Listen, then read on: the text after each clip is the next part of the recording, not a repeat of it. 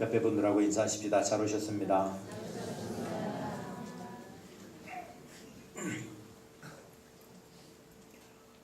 오늘 예배의 주제가 은혜의 예배이고, 제가 말씀의 제목을 나는 하나님을 공경하고 있는가 라고 정했는데, 오늘 말라기 선지자는 구약의 제일 마지막 선지자예요.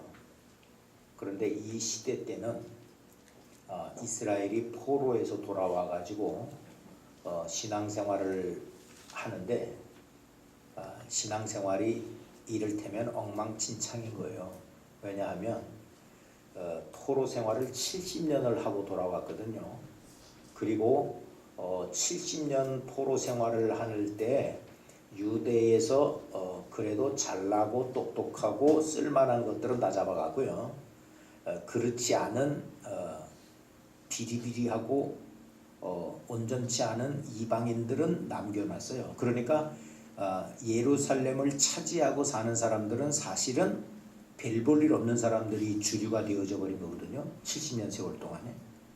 근데 이 70년을 마치고 돌아와서 말씀대로 살아가는 일들을 정립해 나가기 위해서 성전을 개축하고 성곽을 보수하는 일들에 이게 보통의 반대가 생긴 게 아니에요.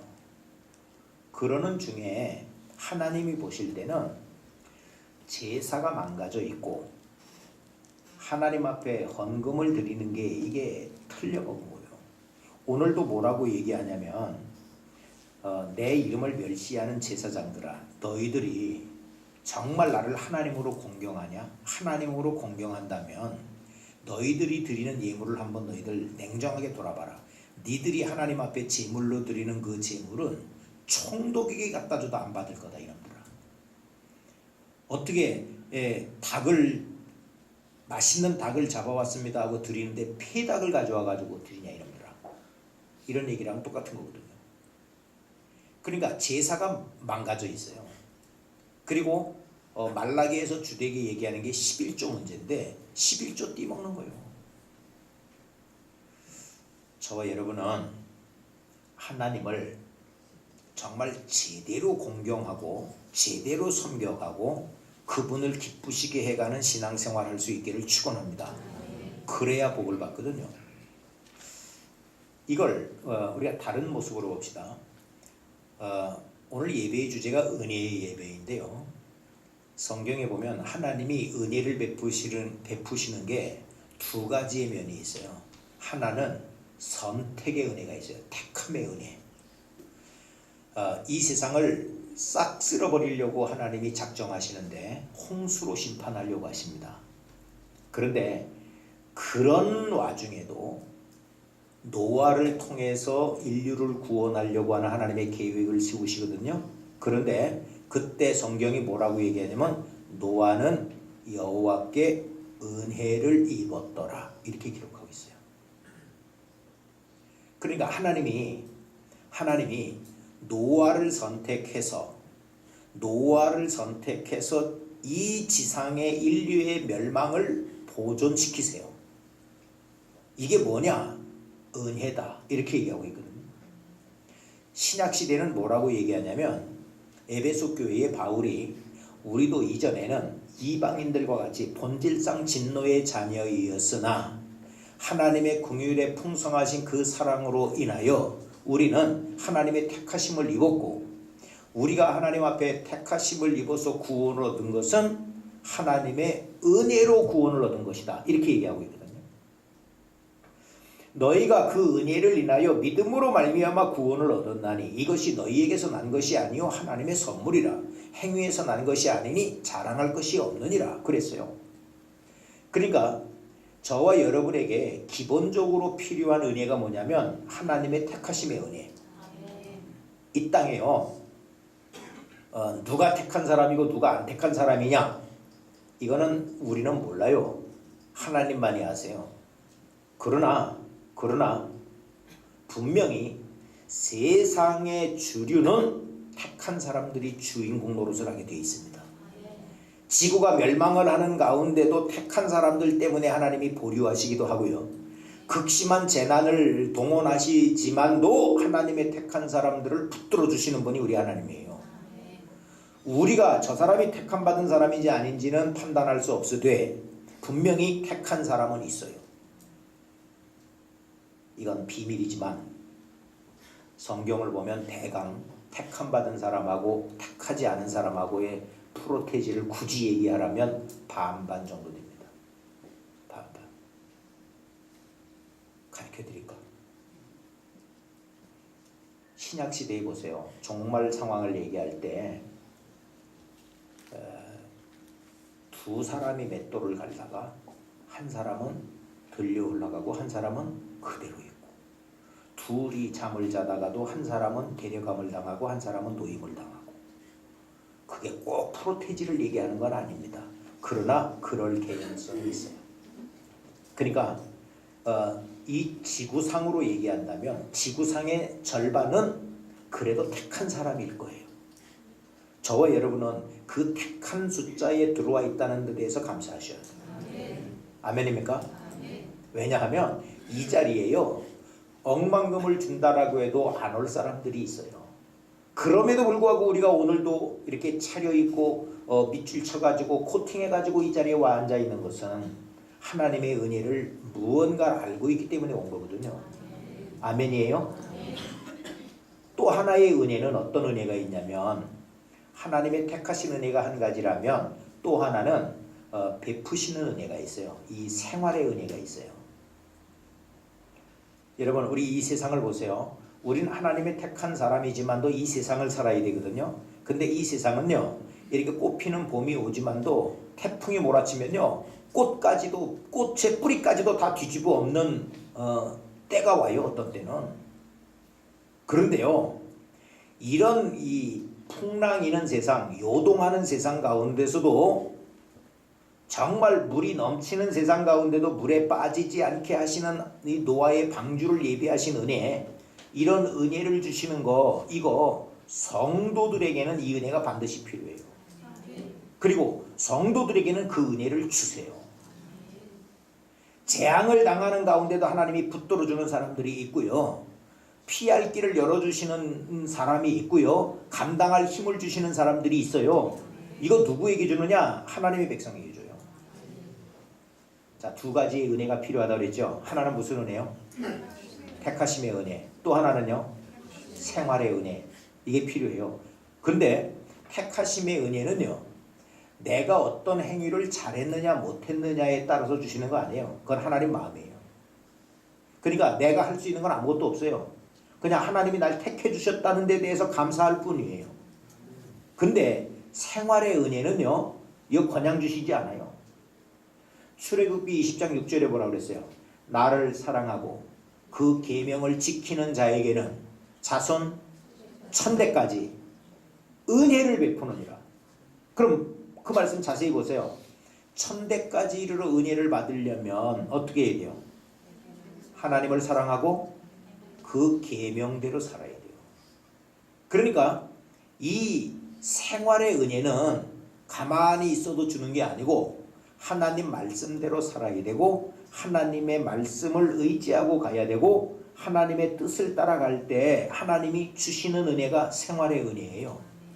그러니까 저와 여러분이 택하심을 받은 것은 차치하고 이 땅에서 정말 풍랑이는 바다에서 생고생하지 아니하고 원치 않는 시궁창에서 허우적대지 않으려면 하나님이 우리 생활의 은혜를 주셔야 돼요. 근데 이거는 하나님이 그냥 주시는 게 아니라니까, 우리에게 요구하는 것대로 주신다니까요. 시편 31편 19절에는 뭐라고 얘기했냐면요, 주를 두려워하는 자를 위하여 쌓아두신 은혜, 곧 죽게 피하는 자를 위하여 인생 앞에 베푸신 은혜가 어찌 그리 큰지요. 하나님을 의지하는 자를 위하여서 하나님이 예비하신 은혜는요, 너무너무 크대요. 이거 쌓아놓고 있대요. 쌓아놓고. 하나님은 쌓아놨어도 우리가 그거를 내 거로 만들지 못하면 허당인 거죠. 통장에 돈이 수백억이 있어도 오늘 그지같이 사는 건 할 수 없는 거죠. 내 거를 만들어야 될 거 아니야, 내 거. 그 생활의 은혜는 내가 어떻게 사느냐에 따라서 달라지는 거예요. 선택의 은혜는 내가 어떻게 했느냐에 따라서 달라지는 게 아닐지라도 생활의 은혜는 내가 정말 하나님의 말씀대로 사는가 안 사는가 여기에 따라 달라진다고요. 야고보서 4장 6절에는 이렇게 얘기합니다. 그러나 더욱 큰 은혜를 주시나니 그러므로 일렀으되 하나님은 교만한 자를 물리치시고 겸손한 자에게 은혜를 주시느니라. 누구에게 은혜 준다고요? 겸손한 자에게. 더 큰 은혜를 주시는 중에, 더욱 큰 은사를 주시는 중에 교만한 자는 물리쳐버리고 겸손한 자에게는 은혜를 주신다잖아요. 그러니까 그럼 우리 어떻게 살아야 돼요? 겸손하게 살아야 돼요. 자, 근데 이제 문제는 뭐냐면 하나님을 사랑하고 그 계명을 지켜 살면 자손 천대까지 은혜를 베푸시는 하나님이고, 정말 하나님을 두려워하고 그 말씀을 의지하여 사는 사람에게는 쌓아두신 은혜를 주신다는 얘기고, 그리고 더욱 큰 은혜를 주시는 하나님이신데 겸손한 자에게 은혜를 주신다 이렇게 말씀하잖아요. 그러니까 저와 여러분이 기본적으로 우리가 살아가는 동안에 똑같은 날을 살지만도 비 오는 날이지만 비 맞지 않고 바람이 부는 날이지만 바람에 날려가지 않고 평안한 은혜를 누리고 살으려면 하나님 말씀 사랑하고 하나님 의지하고 하나님 앞에 겸손한 자로 살아야 된다 이 얘기거든요. 옆에 사람한테 축복합시다. 그럽시다. 이거는 내가 어떻게 사느냐에 따라서 결정되어진다 이 얘기예요. 근데 지금 하나님이 이 말라기 선지자를 통하여서 지금 제시하시는 것이 뭐냐면 너희들이 종도 주인을 공경하고 아들도 아비를 공경하는데 너희들은 하나님을 섬긴다라고 하면서 나를 공경하는 게 뭐냐? 왜? 너희들의 행위를 보면 하나님을 공경하는 건지 아닌 건지 이거 보인다. 그 얘기인데 그 중에 구별되어지는 삶의 근거가 뭐냐면 제사예요. 구약에서는 제사를 드렸죠. 하나님 앞에 나아갈 때 짐승을 잡아서 그 피를 가지고 내 죄를 용서를 받고 그 제물로 하나님 앞에 향기로운 제사를 드린 거예요. 그 제사를 잘 드리면 복을 받게 되어 있고요. 제사를 잘못 드리면 망가지게 되어 있어요. 이걸 신약식으로 얘기하면 제사는 뭘로 대치해서 얘기할 수 있을까요? 예배예요, 예배. 근데 이 사람들이 포로 생활 70년 하고 돌아와가지고 신앙생활 하는 것을 보니까 하나님 앞에 영 잘못하고 있어요. 총독에게 드려도 받지 않을 제물을 가지고 와서 하나님에게 받으라는 거예요. 그러면서 하나님 우리에게 은혜를 입혀 주십시오 라고 하나 내가 들을까 보냐? 성경이 이렇게 얘기하고 있어요. 그러니까 아무리 은혜 주십시오 라고 얘기해도 내가 안 듣겠다 그 얘기고, 얼마나 하나님이 답답하시면 차라리 성전문을 닫는 사람이 있었으면 좋겠다. 성전문이 열려있다고 지들 마음대로 들어와가지고 총독에게 드리지도 못할 제물을 가지고 와서 하나님 받으시옵소서, 이런 제사 내가 원치 않는다.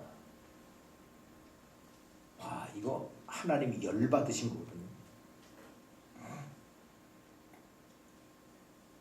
여러분 우리 예배를 봅시다. 예배에 청와대에 가는 것보다는 더 준비되어서 나와야 되죠. 아멘입니까? 네. 혹시 이 중에 급해가지고 양말을 못 신고 나온 사람 있을 수도 있죠. 근데 청와대를 갈 때 양말 안 신고 갈까요? 안 갈까요? 예? 그럼 양말이 없으면 어떻게 할까? 사서 신고 가겠지. 예. 여러분 혹이나 하도 바빠가지고 양말을 못 신고 나온 날이 있으시다면 GS에 들렀다가 사서 신고 올라와. 내가 그래서 GS를 1층에 세를 준 거예요. 양말도 팔더만. 여러분 지금 우리가 하나님 앞에 예배를 드리는 건데 청와대도 가지 못할 모습으로 아니면 내 은사를 방문해야 될 일들도 마땅치 않은 복장으로 하나님 앞에 나와 앉아 있다면 우리 잘못 사는 거예요. 우리 하나님은 이 세상에 어떤 왕보다도 더 높으신 분이시죠. 성경은 이걸 뭐라고 얘기했어요? 만왕의 왕이시라고 했죠. 믿습니까? 지금 말라기를 통하여서 하나님이 이스라엘 백성들에게 야단치시는 게 뭐예요? 너희들 하나님을 공경한다라고 하지만 하나님 공경하는 게 뭐냐? 너희들 하나님 앞에 제사 드린다라고 하지만 하나님 앞에서 제사 드리는 그게 뭐냐? 그렇기 때문에 니들이 아무리 은혜를 달라고 한들 내가 들을까 뭐냐? 이렇게 얘기하잖아요. 지금 우리가 이렇게 살고 있는 거라니까요. 아무리 패션도 좋고 유행도 좋지만 하나님 앞에 예배하는 데에는 가장 정돈된 모습으로 하나님 앞에 예배드리는 저와 여러분일 수 있기를 축원합니다. 추리닝 입고 오시면 안 돼. 찢어진 청바지 입고 와도 안 되고 똥꼬가 보일 만큼 짧은 거 입고 와도 안 되는 거예요. 양말 안 신고 와도 안 되는 거예요. 정말 하나님 앞에 가장 경건하고 정숙한 모습으로, 그게 다 싫으면 여러분 이름을 바꿔 정숙이라고. 그럼 여러분이 나오는 자체가 정숙하게 나왔으니까. 자, 우리가 현실로 한번 점검해 봅시다. 우리가 하나님을 어떻게 섬기는가 한번 보세요. 제가 지난 주간에 우리 노회에, 제가 고시부 목사이기 때문에 고시부에서는 우리 노회의 목사, 장로, 전도사를 고시해서 합격, 불합격을 매기는 자리가 고시부 목사예요. 장로가 16명이 이번 회기에 이 교회 저 교회에서 장로가 시험을 봤습니다. 장로만 얘기하는 거예요. 제가 질문했어요. 여러분들 대답해 보세요. 제가 첫 번째 이렇게 물어봤습니다. 여러분 자녀들이 예수를 믿습니까? 다 믿는데 지금 이 현실이, 제가 누누이 강조하지만 우리 이 경기 북부 이쪽이 우리 자녀들 세대가 미전도 종족이라고 그랬죠? 네? 미전도 종족의 개념이 뭐예요?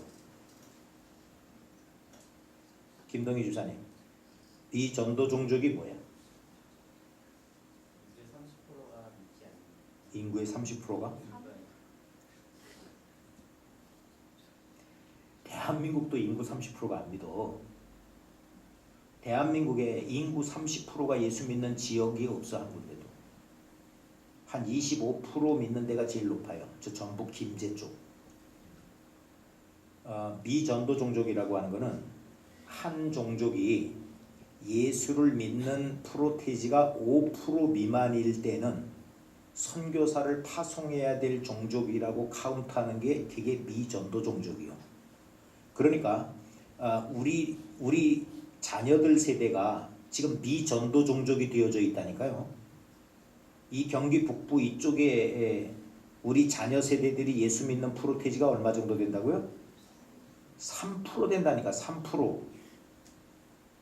그러면 우리 자녀들을 위하여서 선교사가 파송돼야 되죠. 우리 자녀들만 놓고 보면 이 미전도 종족이라고.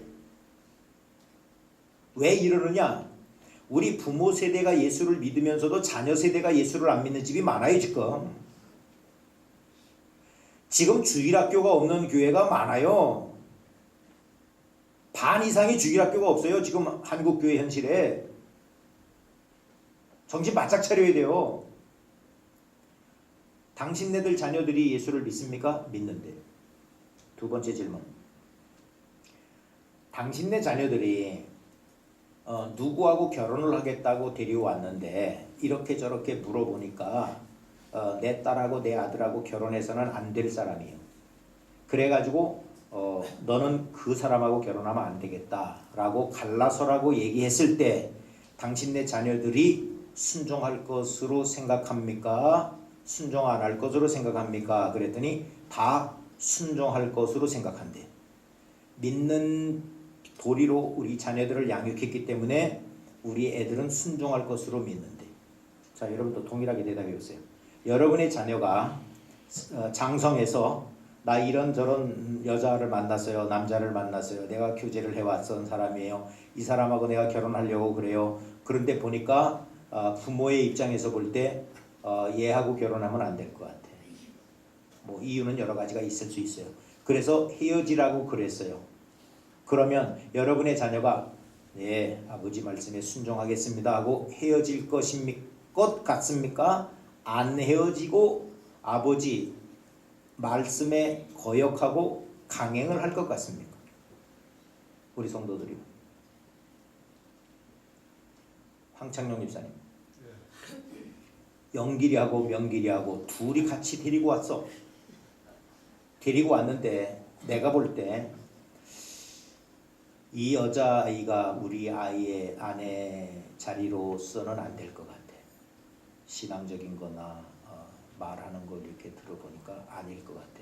그래서 영길이하고 명길이한테 야, 다른 여자를 만나든지 다시 한번 봐라. 이 여자애하고는 안 되겠다. 아니면 너 지금 그 결정을 보류해라.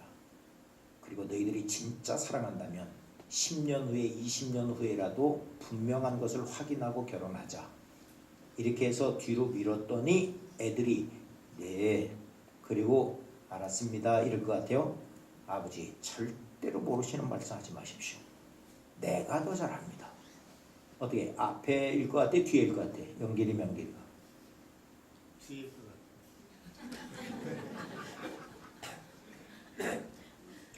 명길아, 너 지금 다 들었지?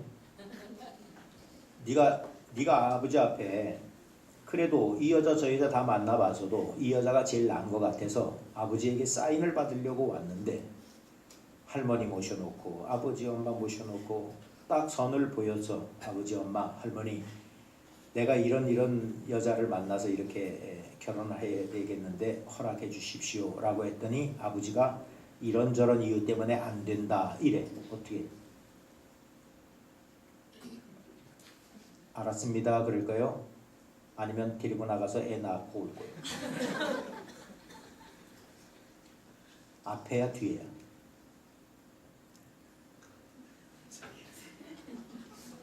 그 여자에 대해서는 아버지보단 네가 더 잘 알겠지. 아는 것은 네가 교제됐으니까. 가상이야. 뭐 진짜 얘기하는 건 아니야. 너무 그렇게 압박을 받을 건 없어. 어쨌든 아버지는 당장 보는 거고 나는 그래도 뭐 몇 달이건 몇 년이건 교제됐을 거 아니야. 그럼 아버지 말씀이 좀 판단 미스라고 생각이 될 수도 있지. 만약에 그런 상황이 온다면. 그럼에도 불구하고 아버지가 말씀하시니까 예 알았습니다. 이럴 거야. 아버지 참 너무하시네요. 이럴 거야. 어떻게 할 거야? 뒤에일 거. 저 집안이 그래도 감사한 건 똑같이 가니까.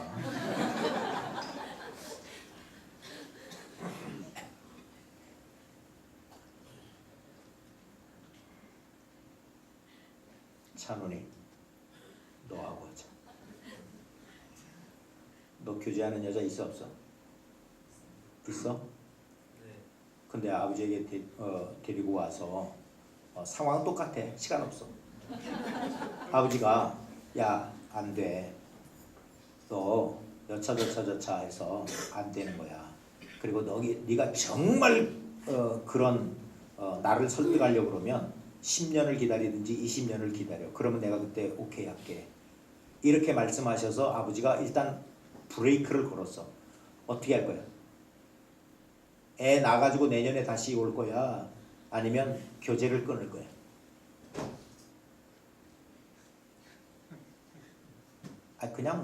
그냥 얘기해. 뭐 만들려고 하지도 말고 네 마음에 있는 거 그냥 툭 얘기해. 그냥.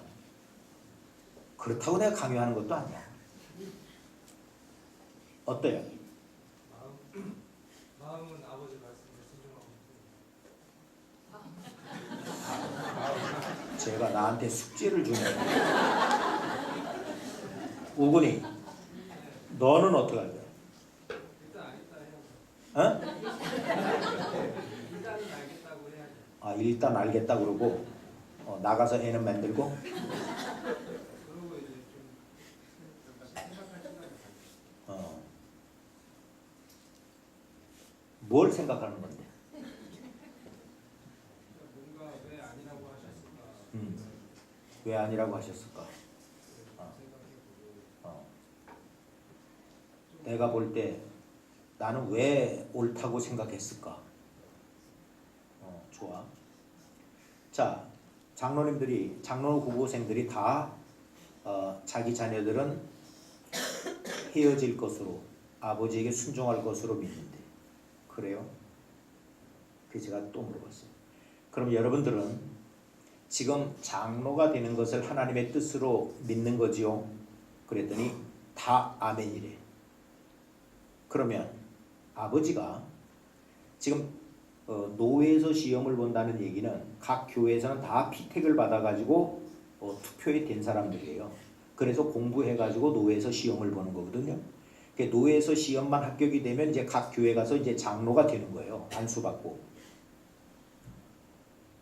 근데 당신네들이 지금 이렇게 시험에 다 패스해가지고 아버지에게 가가지고 아버지 저는 가을쯤 우리 교회에서 장로 안수를 하고 장로가 될 겁니다 라고 했을 때 아버지가 너 안수받지 마라 라고 굳고 말린다. 어떻게 하실 거냐? 아버지가 여러 상황을 가지고 얘기할 수 있겠지만 이를테면 야, 너 형도 보니까 집사일 때는 그렇게 순종하고 잘하다가 장로 돼가지고는 목에 힘주고 쓸데없는 밭다리나 걸고 그러더라. 네 작은 형도 보니까 뭐 하나님의 은혜 감사하다고 장로 되더니 뭐 몇 달 지나지 않아서 사표 내던지고 별 지랄을 하더라. 너 내가 충고하는데 장로 되지 말고 그냥 평신도에서 아니면 집사에서 충성해. 너 장로가 된들 권사가 된들 집사가 된들 그것 때문에 하나님께 더 영광이 되고 들리는 거 아니야. 그러니까 내가 볼 땐 너 장로 받지 마라 이렇게 말씀했다. 어떻게 하시려냐? 그랬더니 김창석 집사님 교회에서 두원교회에서 장로 투표를 했는데 이건 가상이야. 김창석 집사님이 투표에서 장로가 선택이 됐어요. 그리고 노회에서 시험도 됐어요. 그래가지고 아버지한테 와서 아버지 저 이제 가을에 식을 하고 장로가 될 겁니다 이렇게 보고를 드렸더니 아버지가 극구 말리는 거야. 야, 너 장로 되지 말아라. 어떻게 할 거야? 전 아버지 뜻을 알겠어요. 왜? 저를 제가 살아온 걸 비교해봤을 때 아버지가 선택하셨던 것들 다 맞았던 것 같아요. 그래. 우리 아버지는 두 손 들고 찬성하겠습니다. 해야지. 집사님은 참 이건 가상이야. 다 뭐라고 얘기했냐면 아버지를 설득한대. 그래요? 그러면 아버지를 어떻게 설득할 겁니까? 뭐 어쩌고 저쩌고 뭐 설득하겠대. 그런데 여러분 설득하는 건 시간이 있어요. 장로가 만약에 노회에서 되면 그 회기 안에 그러니까 다음 노회 전까지 안수식을 해야 돼요. 그렇지 않고 이걸 주구장창 몇 년을 미뤘다가 안수하는 게 아니에요. 그럼 시간은 없어요. 어떻게 할 거냐? 그랬더니 한 사람은 이렇게 대답해요. 주 안에서 순종하라고 그랬으니까 아버지가 장로를 반대한다면 장로를 받겠다는 거예요. 여보시오. 주 안에서 순종하려는 게 그게 순종하는 거예요. 아버지가 뭐 도둑질을 하거나 살인을 해라 그러면 그거는 성경에 하지 말라고 그런 것이기 때문에 아버지 말에 순종할 수 없는 것을 주 안에서 순종하라는 얘기지.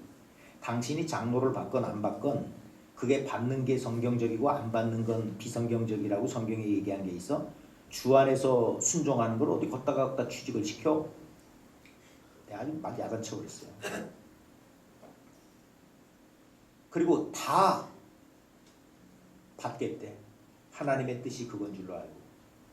그래서 내가 그랬어요.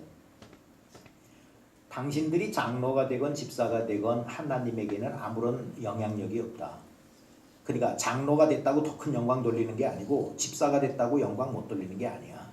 그러나 당신 아버지가 당신을 보고 극구 반대를 하는데 설득하다가 안 됐다라고 해서 강행을 하는 게 주의 뜻이 아니고, 당신 아버지가 그렇게 반대하는 임직을 한다라고 하면 당신은 아버지의 명령을 거역한 죄인이 되는 거야. 당신은.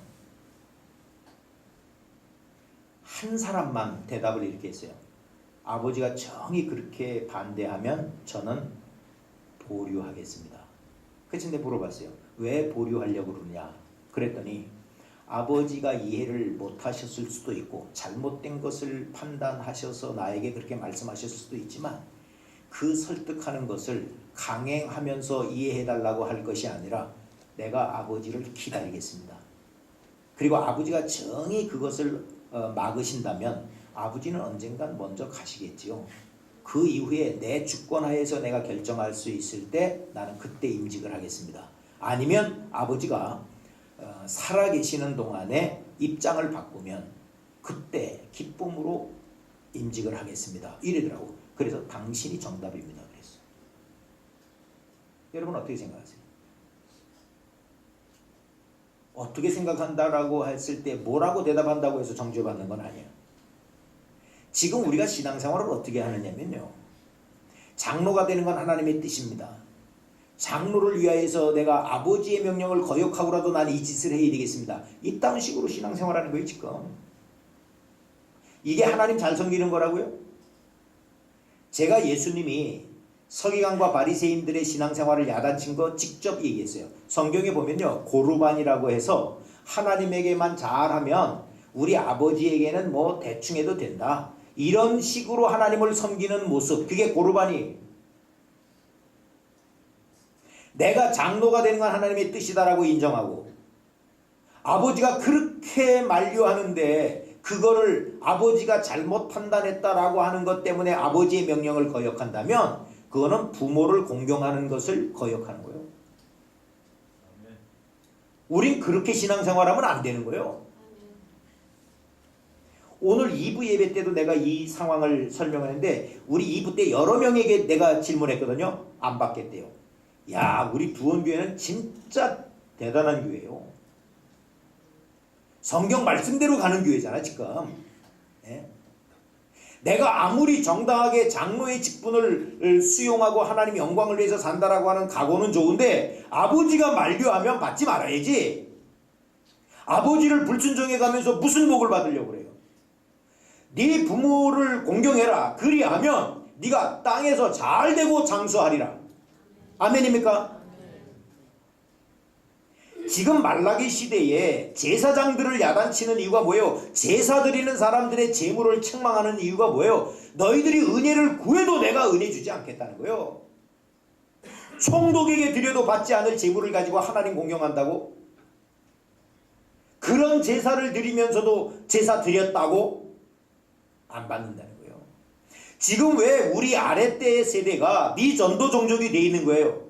내가 아버지에게 순종하지 않으면서 내 자식이 결혼을 상대자를 데리고 왔을 때 내가 갈라놓으면 우리 애들은 순종할 거라고요. 착각하지 마세요. 내가 거꾸로 물어봤어요. 당신네 교회에 부모가 반대하고 만류하고 재고해보라고 결혼을 만류하는 거, 내가 하나님의 뜻을 위하여서 그 집안에 가서 내가 이 사람을 변화시켜서 하나님 앞에 영광스러운 삶을 살겠노라고 그렇게 결혼했는데 지금도 눈물로 기도하는 성도들이 있느냐 없느냐? 많대. 그러면서 내 자식은 너희에게 합당하지 않으니까 갈라서야 된다 라고 하면 다 순종할 줄로 안다고요? 나는 내 아버지가 말씀하는 걸 거역하면서 신앙적인 것을 포장해가면서 장로가 되는 게 주의 뜻이라고 하면서 아버지를 거역하는 것이 내 자식은 나에게 순종할 줄로 안다고? 지금 우리요 잘못 살고 있는 거예요.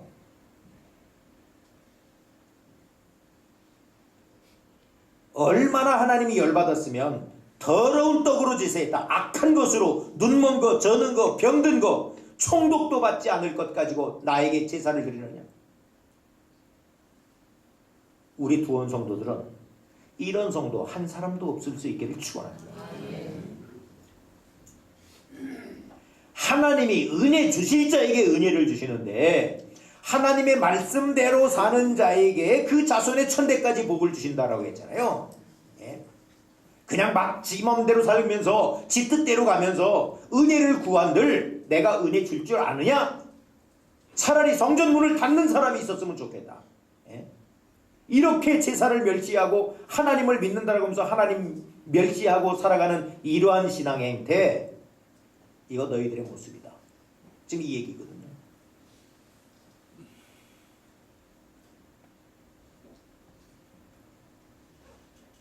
우리 성도들은 정말 대단한 성도들이요.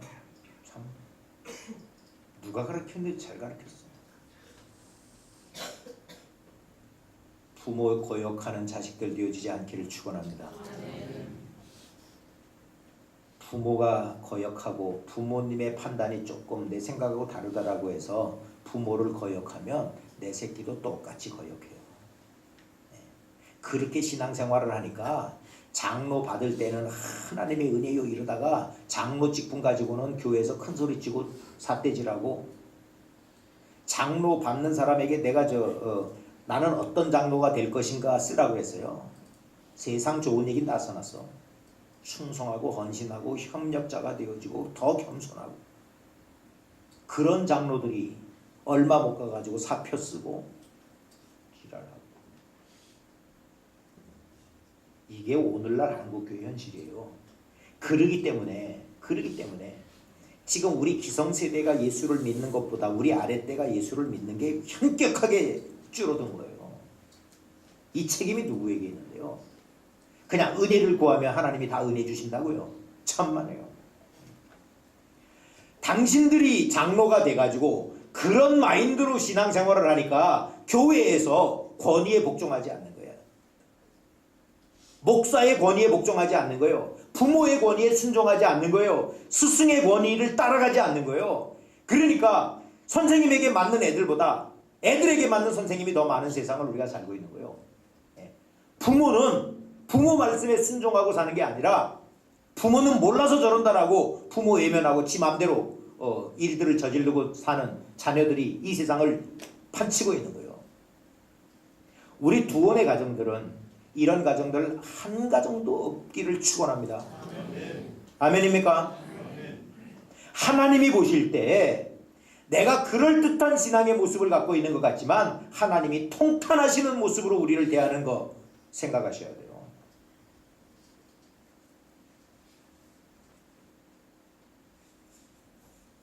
주의 뜻이면 이것도 하고 저것도 하겠다라고 하면서 실상은 자기 계획대로 아무 도시에 가서 1년을 장사하여 돈을 벌리라. 천만에요. 네가 뭐냐? 너는 잠깐 보이다가 없어지는 안개니라.